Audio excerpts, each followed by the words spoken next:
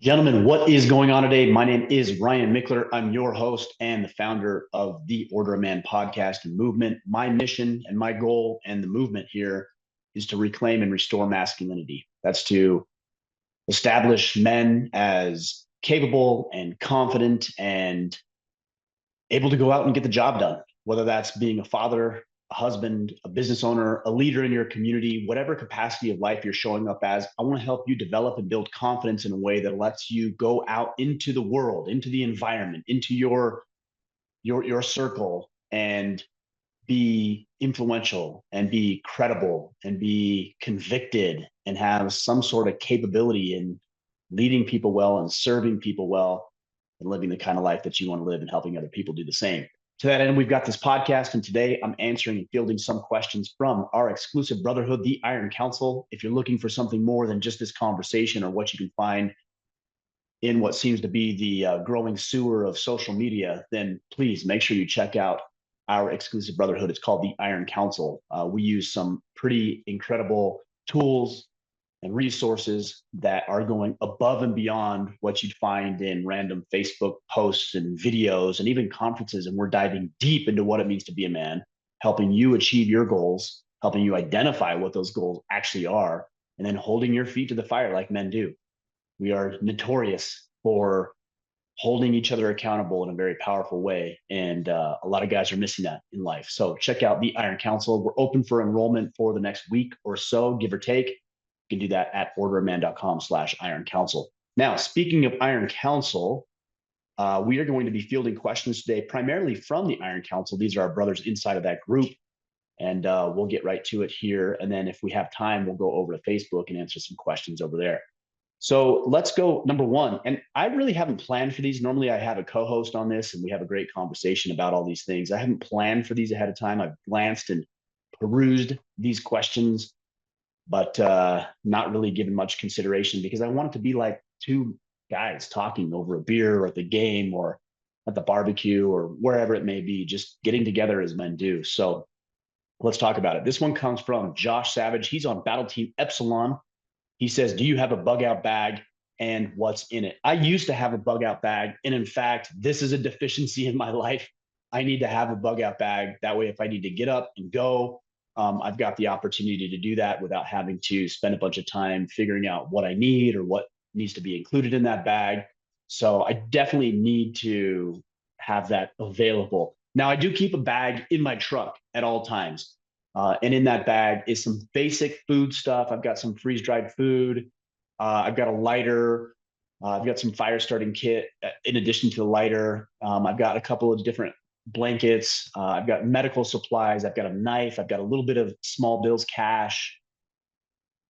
What else do I have? I've got a firearm in there. I've got a tourniquet in there. I guess that falls in line with medical supplies. Yeah, and that one's just kind of an over the shoulder bag. That way, if I need to grab it and go, the thing I like about that over the shoulder, it's not bulky like a big backpack, but it'll still stay tight and close to you. That way, if I need to move fairly quickly, I can do that. In a bug out bag, yeah, I'd have very much the same firearm, knife, fire starting kit, medical supplies, basic food, water filtration, I think is important. That would be an important element of that. Versatile tools like these little cards that have different hooks and tools available that you can just pop out of these metal cards. Some of you guys have seen that. Yeah, so that's what I have. That's what I have available. So that's my bug out bag. All right, next, George Sykes. By the way, if you guys have any comments or suggestions, please leave them on YouTube or Instagram or Facebook or wherever you are on social media. TikTok. I'm on TikTok now. Right, I've been convinced to go over to TikTok, so you can find that at Ryan.Mickler. My last name is spelled Michler. So Ryan.Mickler on TikTok. Ugh. All right. George Sykes says, what does real romantic love feel like? I honestly think both romantic relationships I've had weren't loving ones because of how much drama and how many issues there were. So I'd love to know what real love looks like. Well, let me tell you this first and foremost. I don't think just because there was drama or just because there were issues in your relationship that it isn't real romantic love. That's the romanticized version of it. That's the fairy tale version of it. The fairy tale version, the Disney version of it, is that once you find each other, you go through a little hardship, you overcome a common enemy, and then you live happily ever after, and you have sex and all you want, and you don't argue about economics or politics or cultural events or how you want to parent, and you guys are just 100% in alignment on everything. Wouldn't that be nice? But instead of answering the question the way that you're asking, let me tell you the way that I look at a relationship. I actually think challenge in a relationship, interpersonal challenge between you and your partner, is a good thing. Now, there's a way in which it's healthy and a way that it's not healthy. But if your partner is challenging you about the way that you think, about the way that you view life, about your own personal performance, and she does that in a healthy, constructive way, that's a good partner. Because isn't that what you want? If I didn't want to be challenged on anything, if I didn't want to be questioned about any of the way that I see the environment and the world around me, I don't need anybody to do that because I've got all that shit here in my head. The reason that we partner with women is because they're going to help you see things in a different light. Generally speaking, if we're just talking about the differences between masculinity and femininity, it's a hard word for me to say. She's going to be, again, generally speaking, kind, empathetic, nurturing, compassionate, supportive. Where on the other hand, you might be more confrontational, more dominant, more competitive, more stoic.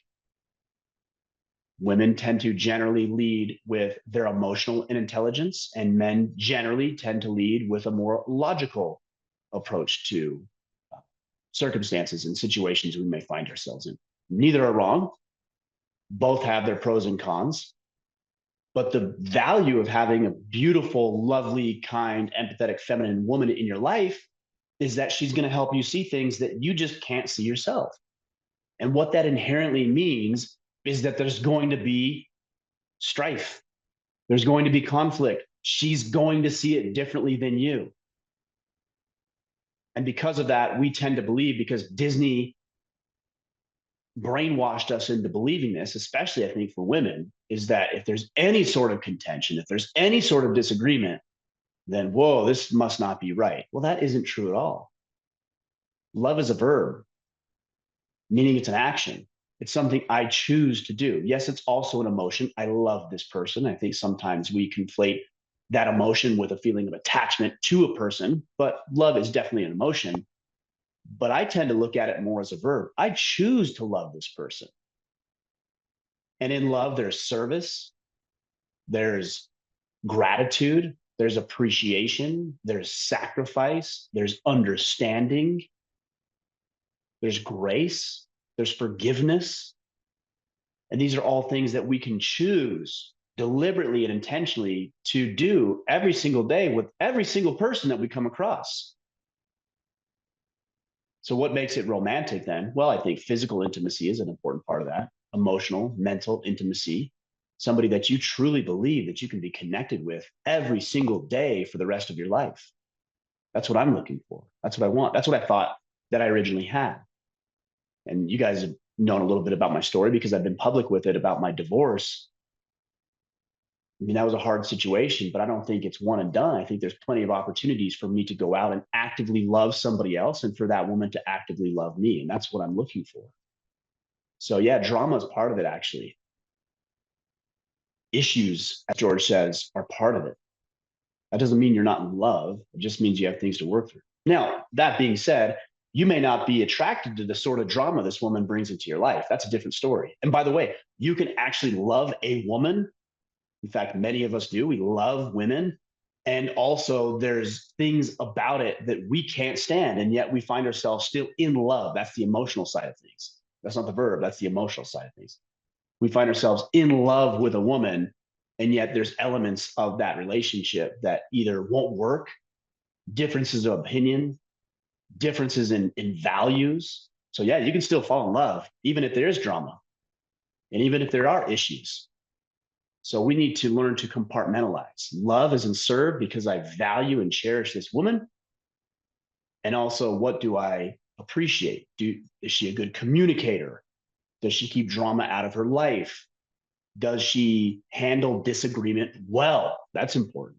How do you guys disagree? It's going to happen, but how do you do it?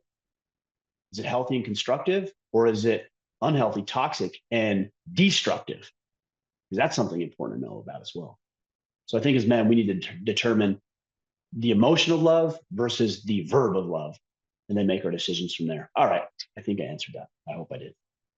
Brian Lee says, how can I be a good present father when I am deployed or on long-term assignment? This is tough. Brian, first and foremost, thank you for joining the Iron Council. You're part of 4008, which is our newest iteration of the Iron Council meeting. You just joined here in the last probably week or so now, and we're really glad that you're with us. If you go back and listen to last week's Friday field notes, there's one point that I make out of 10, I believe, on how to be a present and engaged single father. Now, that might not apply to you. You may not be a single father, but the point is still the same. And that is learning to be present or learning to be there when their kids are not with you. And we do this very simply by being interested in the things that they're interested in. My daughter, for example, last week, so it's been about 8, 9 days, just had her tonsils removed. So last week, one of the things I did when she wasn't technically with me, it wasn't my time with her, is I went over to her mother's house. I dropped off a hoodie that I know my daughter loves to wear. I brought a smoothie. I just went down and got a smoothie for her, brought it over to her and dropped that off. And every time she takes a little sip of that smoothie, or every time she throws that hoodie on at night because it makes her feel good or it's warm or it's comfortable, guess who she's going to think about? She's going to think about me. Every single day, there are some exceptions. Every single day, I try to send a text to my kids individually, not just a group text. Hey guys, how's it going? But individually. My oldest son is in the middle of football right now. It's like, hey man, tell me about that game. How'd you feel? Another thing I did last week is there's a young woman. She goes to the high school. She's a photographer and she's trying to develop her photography business. And she's actually the team photographer. So I messaged her on Instagram and I said, hey, if I pay you 15, 20 bucks, can you take a picture of my kid as he's playing football? Because she takes these beautiful pictures. She's right on the sideline. She has angles and shots that I don't have. And she said, yeah, I'd love to do that. So paid her 20 bucks. She took some images. I couldn't go to the game because I had another son who was sick that I had to take care of. So I couldn't make it to the game. That's something that's important to me, is trying to make all of my kids' games. And so I couldn't make it. Instead, this young woman took some pictures for me. She had about 50 pictures. She sent them over to me, professionally done, professionally edited. They were beautiful. And I sent them over to my son and I said, hey, bud, I'm really sorry I couldn't make your game. I love watching you play. I'm really proud of you. I had to be here with your brother, but I had this girl take some pictures of you. Here you go. I hope you like these. Okay, I wasn't there. I wish I would have been there, but I can't be there because of extenuating circumstances. But I can still be there. Right? I can still be available and present. My second son is into some sneakers. He loves sneakers, athletic sneakers. He's all about it. And so I text him about it. If I find a cool pair of shoes or find a project that we can work on, my youngest son is into Lego. And so we talk about that. I built him a table. Like whatever you can do to be engaged with your kids when you're not there, sending them notes, snail mail, email, text, phone calls, sending something that's important. It doesn't have to be expensive. Maybe it's more sentimental. Man, whatever you can do to be present when you're not physically present, that's going to go such a long way. I hope that helps, Brian. Eduardo Guevara, I think is how you pronounce that. I'm sorry, Eduardo, if I got that wrong. Also part of 4008. Again, go to orderman.com/Iron Council to learn more. He says, how do you tell when you're gaining traction in your life? I feel like I'm doing as much as possible and not gaining, anything. I'm new to Order Man, but I'm looking to help build myself along with my brothers. All right, so with this question, the answer is the battle plan. If you've been around our organization for any amount of time, you know that we have created this tool, and I've got my battle planner right here. It's called the 12-week battle plan. And every single day, let me back up. Every single quarter, I go in and I recalculate my vision. what I want to achieve long-term and what that actually looks like. Then I break that down into quarterly goals in 4 major pillars or pinnacles of life. Okay, so that's connection. Well, first, it's calibration, making sure you're getting right with yourself, spiritually, mentally, and emotionally. Then it's connection. So it's all of the relationships that we have with our friends, romantic interest, George's conversation earlier, family members, you name it. Then we have condition, which is our physical health. So it's strength, stamina, endurance, sleep, nutrition, etc. And then we have contribution, which is becoming men of value, giving back, learning and developing new skills that we can go out and serve other people, either in our careers or on a voluntary basis. So we have our vision. Then we have our objectives. Those are the 90-day goals. And by the way, this is proven. The systems that we create are proven, not only anecdotally proven because we have had thousands of men go through at this point, they're scientifically proven. Andrew Huberman Labs podcast, did a great episode on his planning method. Well, guess what? His planning method is basically our planning method. We were just ahead of the curve 8 years.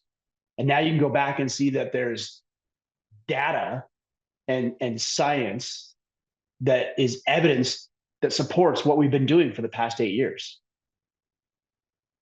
So we have our vision, we have our objectives, and then what we do, to answer your question, is we have tactics, things that we do on a daily basis that will inevitably move us towards our objective. So if my objective, for example, to strip this down to a bare minimum, is to deadlift 500 pounds, then I'm going to have a workout routine every single day that's going to get me to that point inevitably.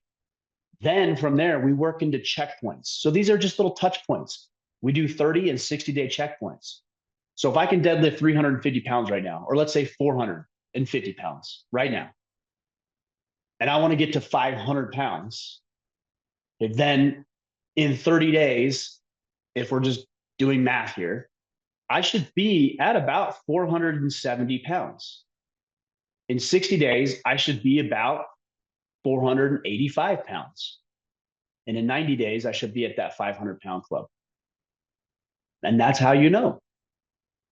Now, some people say, well, that's easy when it comes to deadlifts because it's quantifiable. But how do you do it with regards to being a good father? It's not any different.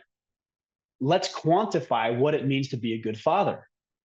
So, Eduardo, I don't know what your goals are. We're going to talk more about this because you're in the Iron Council. But if you're saying, hey, I just want to be a good dad, well, welcome to the club, bro. We all want to be good dads. I hope you wouldn't be listening to this podcast and a father if you didn't think that was the case. We all want to be good dads. What do you mean? And also, what do good fathers do?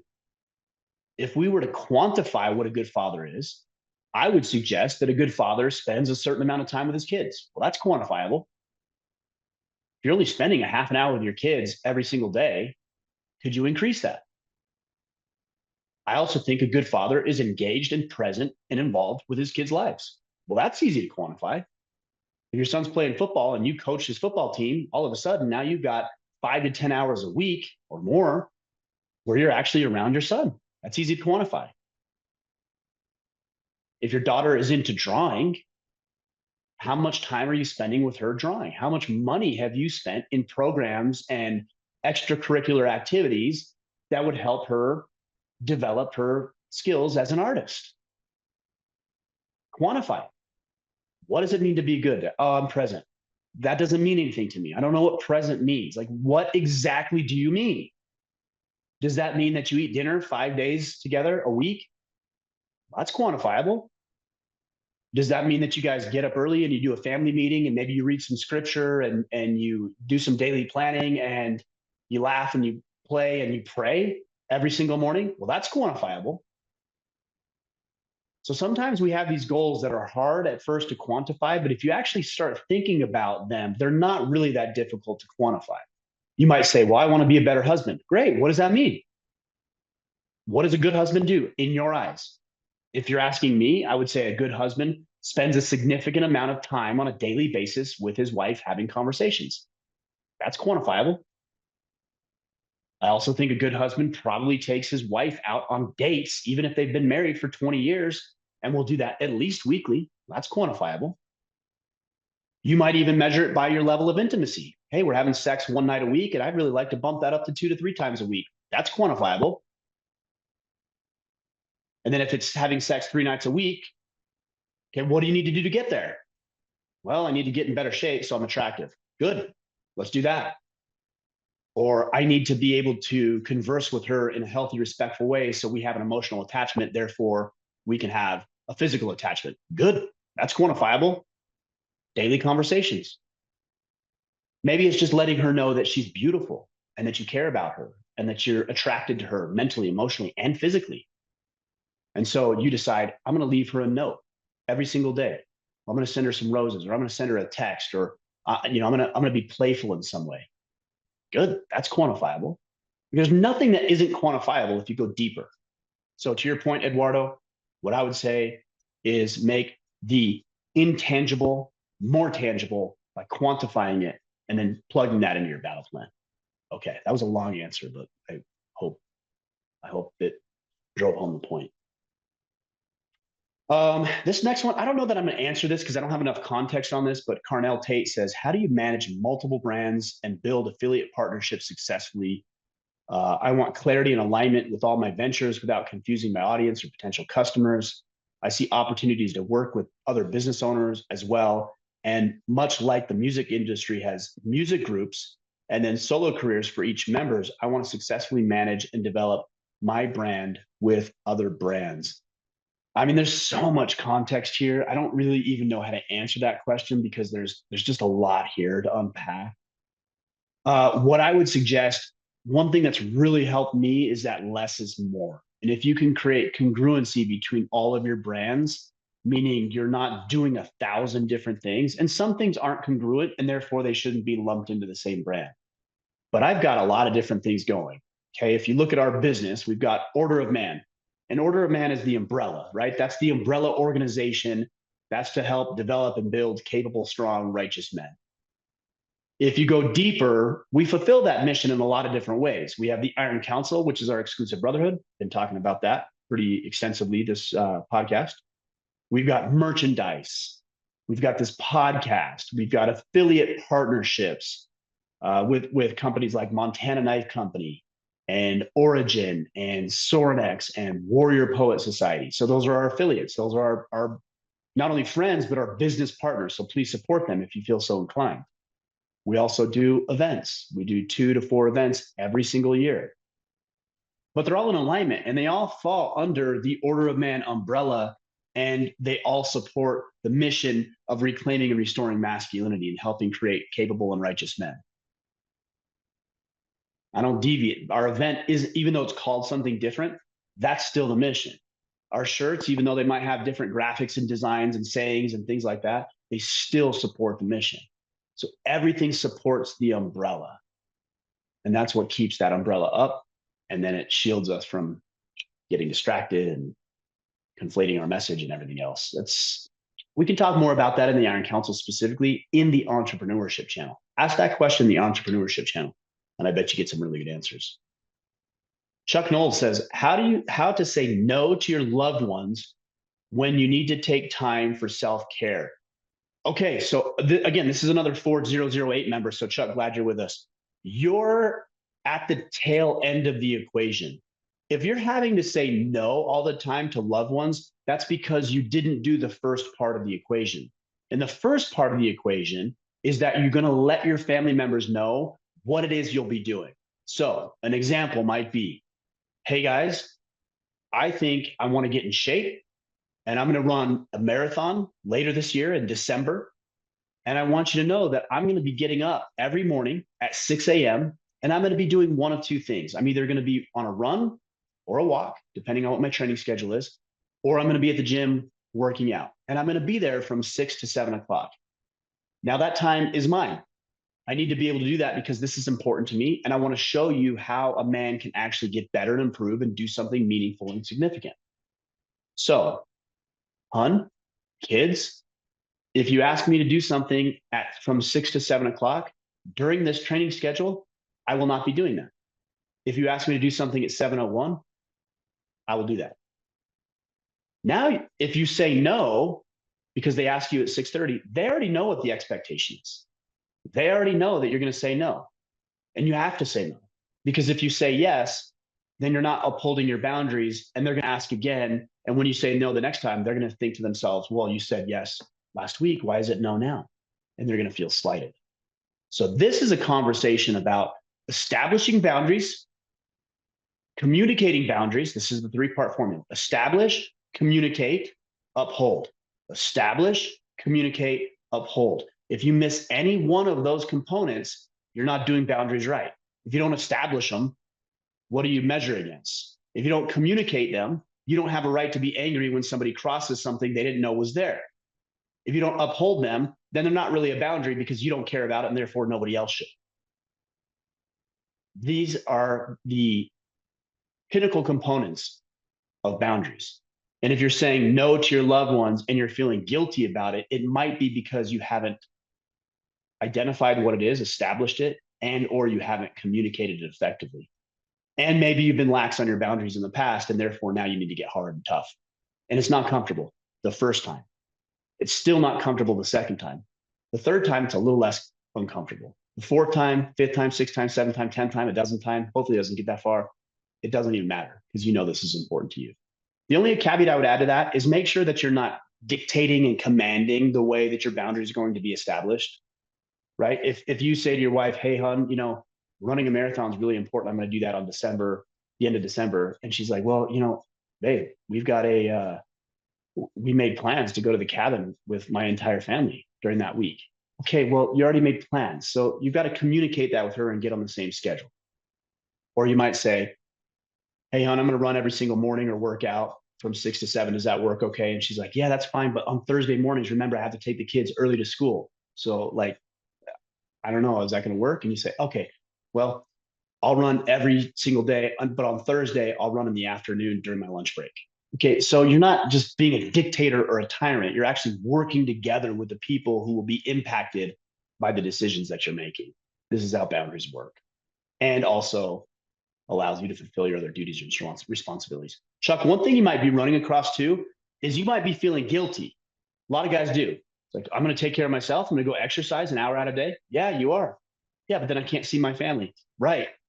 Because we only have a finite time in the day. Or, hey, I'm going to read. Or my buddies call me and they want to go on a hunting trip and now I'm going to be away from my family. Yeah. That's the answer. Yes, you are. You know what's better for you. Now, yes, it can be taken to the extreme. That's not what I'm talking about here. I'm talking about healthy outlets. I'm talking about healthy relationships with men outside of your family. I'm talking about going to get physically fit and strong. You want to serve your wife and kids better? Go lose 30 pounds. I guarantee you start serving them better, even though you're going to be gone an hour every single day that you aren't normally gone. What would you be doing anyways? Jacking off, sleeping in, thinking around, watching, I don't know, whatever your TV show is. I mean, what are you doing that hour anyways? You're wasting it. So just take it, apply it to something effective, and your life and their life is going to be better. Connor Daly, also part of 4008. So we got a lot of new members of the Iron Council. Again, orderaman.com/Iron Council. Connor says, how do I find my purpose? Oftentimes the question is asked, what would you do if money was an option? I have too many ideas as to what could be fulfilling. I'll help you answer that in a second. How do I narrow it down to a handful of one or two options? I don't want to pursue the quote unquote wrong thing. All right. I like this question a lot. You don't know what the wrong thing is because you haven't done anything. And the wrong thing will only reveal itself once you take a step or two or three or 10 or 20 down the path. That's how you get to decide. This is why so many men are wishy-washy on their goals and their dreams and their desires and their ambitions, and therefore their income and their fulfillment in life is because they're like, I don't know if it's right or wrong. I don't know. What should I do? Damn, just pick one. All right, just pick one. What's the worst thing that can happen? Let's just throw a bunch of things out there. Let's say you're a photographer, you like hiking, you like firearms, you like jujitsu, you like painting, you like building furniture, you like business consulting. So you've got like 8 different things here, right? Which one should I do?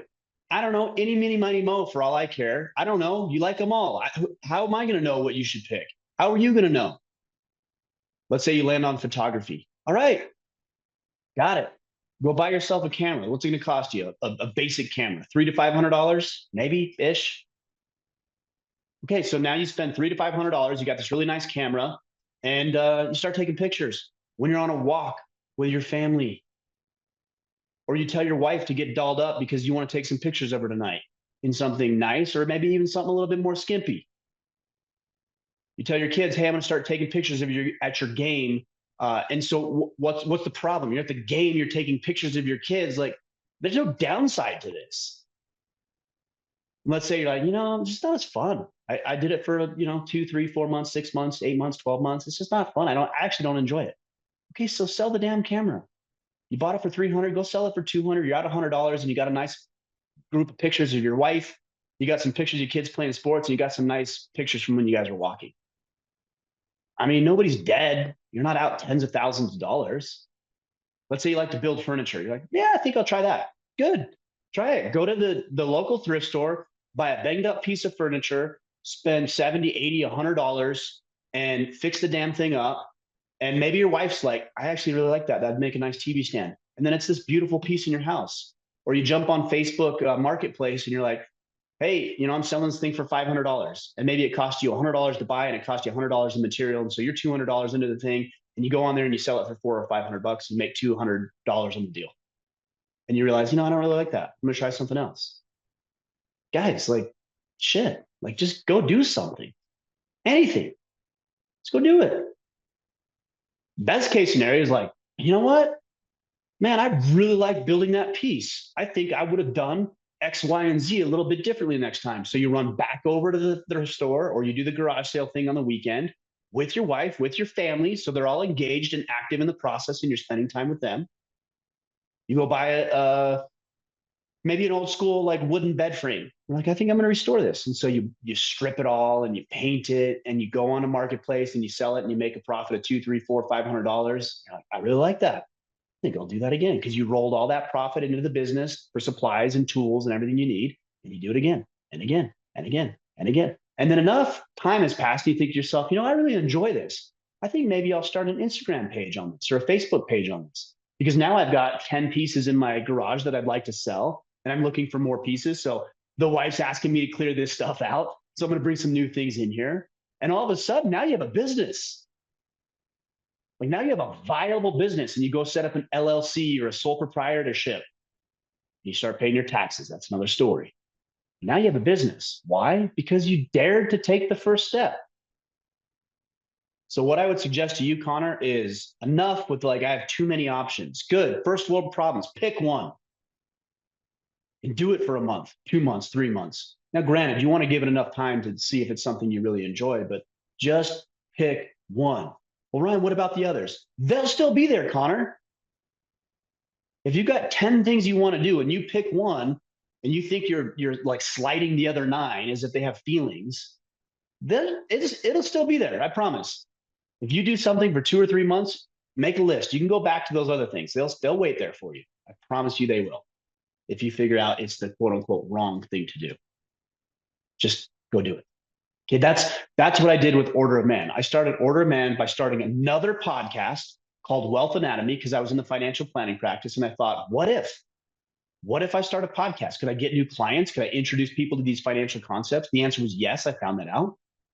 But I didn't really enjoy having that kind of conversation anymore. So what I did is I said, I still like podcasting. I think this is a pretty cool medium. But what I'd like to do is talk about things that are more relevant and important to me, which was masculinity, manhood, fatherhood, being a husband, being a father, being a business owner, being a leader in my community. And so I started the podcast. And we're here. You're listening to this, Connor, and you're in the Iron Council as a result of me saying, yeah, let's give it a shot. Let's figure out what's going on. Like, let's just see where it goes. Here's where it leads. You can do the same thing. All right, guys. I think we'll call it quits there. I've got some other questions on Facebook, but we went through a lot today.